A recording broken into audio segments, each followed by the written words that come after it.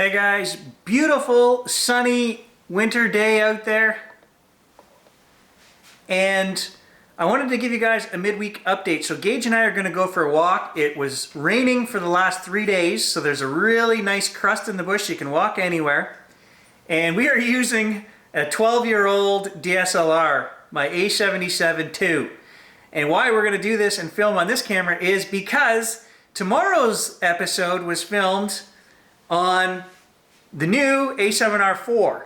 And all of the E-mount cameras have terrible stabilization. Even when you take it off of 4K filming and you just do 1080 filming, they're terrible. So let's walk around with this 12-year-old camera, and I want to show you guys, I honestly believe the stabilization is better on these, my older cameras, than on the new ones. The autofocus isn't as good, that's for sure, but let's take it for a walk and keep this in mind when you watch tomorrow's video, guys, because it's very jittery. So enjoy the smoothness of today.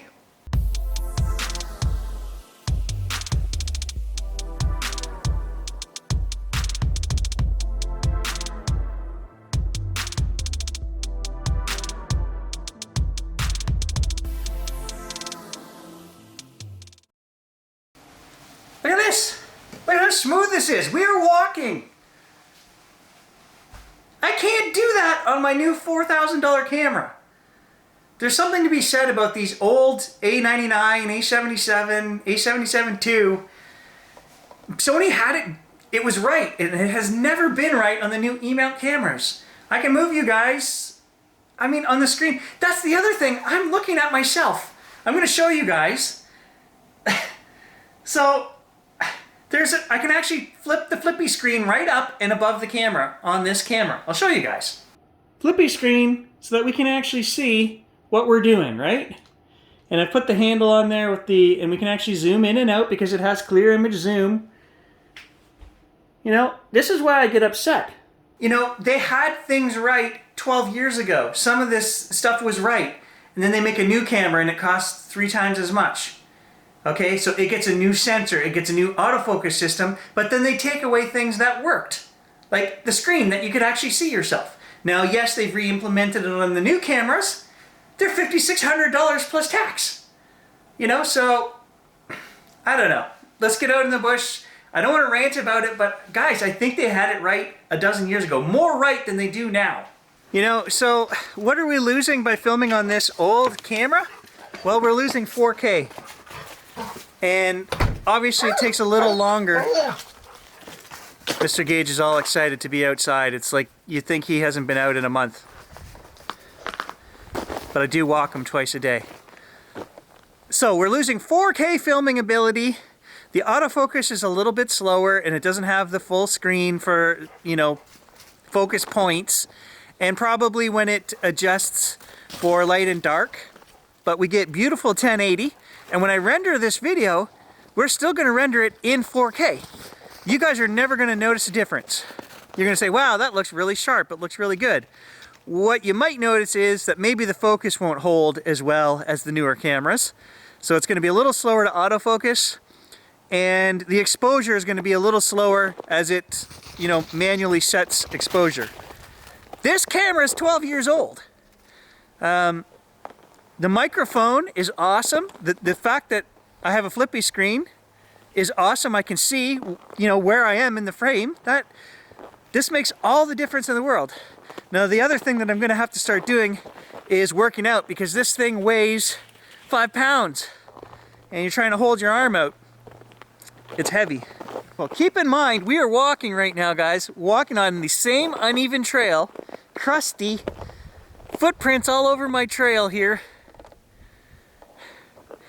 And when you watch tomorrow's video, you're going to say, what in the hell? It is so jittery compared to what we're going to get off of this camera. And I filmed in 1080. So tomorrow's video was not shot in 4K. I don't care what Sony is telling the world. Their stabilization for video for the last 6-7 years has sucked since these DSLRs went out of rotation. They don't make these anymore. And I have never been happy with the quality of stabilization for vlogging anyway. You know, and the fact that none of those new cameras support a flippy screen until last year's A7 IV and this year's A7R5. You know, I bought a camera, a Canon G2 in the year 2000. 23 years ago, guys, and it had the little flip screen on it. It was a still camera like this, but you could shoot video. And it had a flip screen on it 23 years ago. So Sony, you know, they've been saying, oh, for years, nobody wants that. Well, guess what? I wanted it, and apparently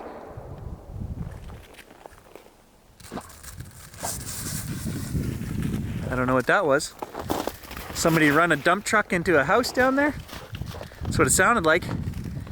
So this was just marketing BS that they made up on their own, telling people, you know, what the creative end user wanted, not listening to what we were telling them we wanted. They just said, oh, this is what people want, and this is what people don't want. Well, I'll tell you, I knew what I wanted 23 years ago, and my requirement list hasn't changed. Excellent stabilization, a flippy screen, a good microphone.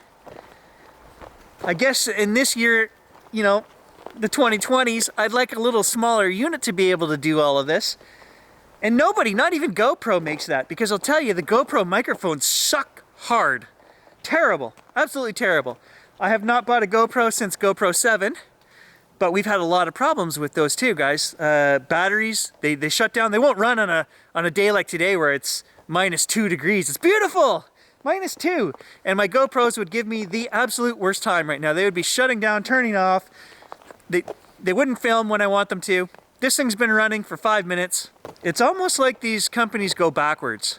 Look how smooth as we're walking down this trail. Guys, there are no jitters. There are no micro jitters. You know, and this lens, I believe, okay, so I was gonna lie. This lens is stabilized and the body is stabilized. However, I don't know that they work together on this 12-year-old unit. On the newer cameras, okay, they're supposed to work together. So tomorrow's video, when you guys watch it, keep in mind, we used a stabilized lens there as well, which should be working with the A7R4 stabilization in tandem for sure. Those two should work. And I'll tell you, it didn't look half as smooth as this. What I'd like you guys to do is leave a comment, not on this video though, because you haven't seen tomorrow's, you can't compare it. On tomorrow's video, if you watch this video that you're watching right now and you watch tomorrow's video, leave me a comment and tell me which one you think has better stabilization. Well, the trail feels really crusty because it rained. Let's see if we can go off the snow machine trail. Nope. That's not gonna hold my weight. Underground Sam Squanch layer? Dig them out. Get them out of there. Or are you just digging out chunks of ice? Oh, I see what you're doing. You're making ice chunks to eat.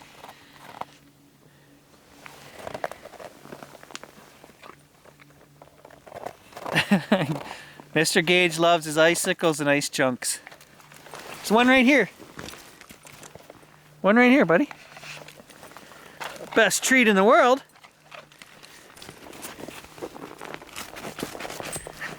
Come on, let's go. The other thing to note is we are also using a 10 or 12-year-old battery. I'm not sure. I never marked them, and back in the day, they didn't come with the date. Now if you buy a new Sony battery, it has a serial number and the last 4 digits are the year. So you can tell how old the batteries are. And we've probably recorded 10 or 12 minutes just playing around, changing settings and things like that. And I'm at 92% battery. And this is, like I say, at least a 10-year-old lithium battery.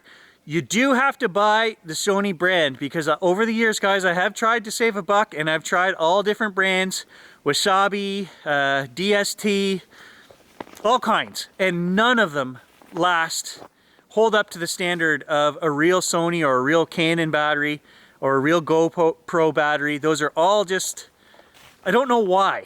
You know, there's just nobody that seems to make good replacement batteries. Yeah, they cost a fifth of what the original batteries cost, but you're gonna get about half of the lifespan out of it. And then some of the ones that I have at the house that are 5 or 6 years old, they don't hold the charge at all anymore. So they're garbage. The actual Sony branded ones, here we are a decade later and they're still working. So what's coming up on the channel? So tomorrow we've got a nice beautiful walk in the forest as it was covered in fresh rain, which had frozen. So all the trees were covered in ice and it was snowing, and a beautiful little walk for tomorrow. I've got a couple of paranormal videos coming up where we just did a walk in the bush, hadn't been back in the swamp, and just ran the Spirit Box, Necrophonic, and Hack Shack. Got some cool responses and a little bit of a story there for you guys.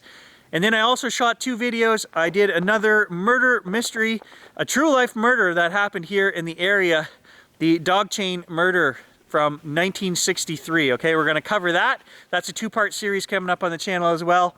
And that's gonna be up next weekend. So, you know, and I may film something in between, but it's winter, it's hard on gear, it's cold, and I'm finding it hard to find storylines to entertain myself even. So I'm just touching base with you guys, trying out some gear. That's, you know, in the winter, that's what I like to do, is play around with some of the gear.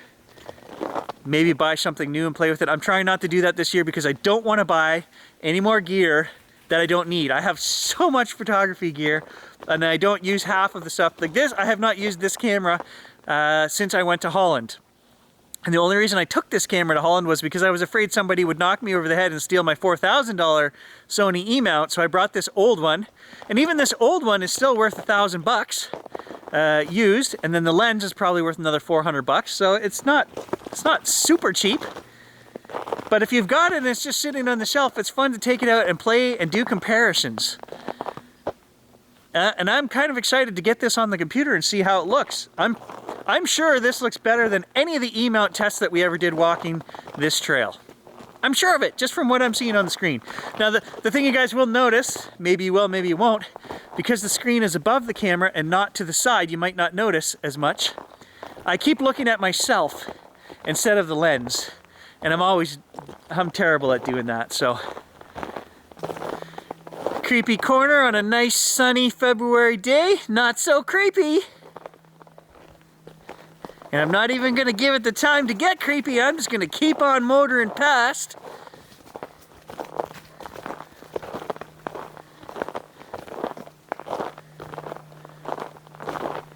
Oh, snow machine update, it's still down and out. I think I need a new TPS sensor, throttle position sensor. And they're about 150 bucks. And at this point, I'm willing to just throw the 150 bucks in and change out the sensor. And if it doesn't work, at least I tried, right?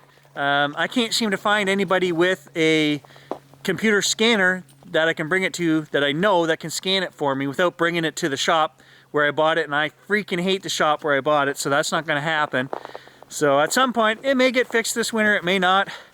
I really don't care. I'm just going to be fixing it to sell it, and I think I'm going to buy myself.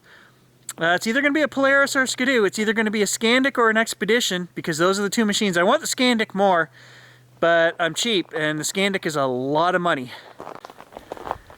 Alright, nothing going on out in the swamp today, guys. Beautiful, sunny, no critters, no deer, no moose, no Sasquatch. So, that's it, guys. Just a bit of an update. To out enjoy the trail, a little bit of cold, clear, clean, fresh air. I hope you guys are getting out, and this is, you know, exercise. This is what it's about. It's just to get Gary out and moving.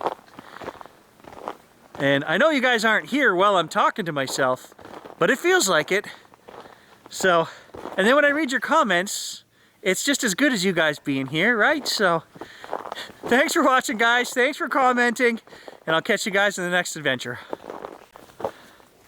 And for those of you wondering, I just filmed 28 minutes worth of me talking and walking, and we are at 76% battery. That's freaking awesome.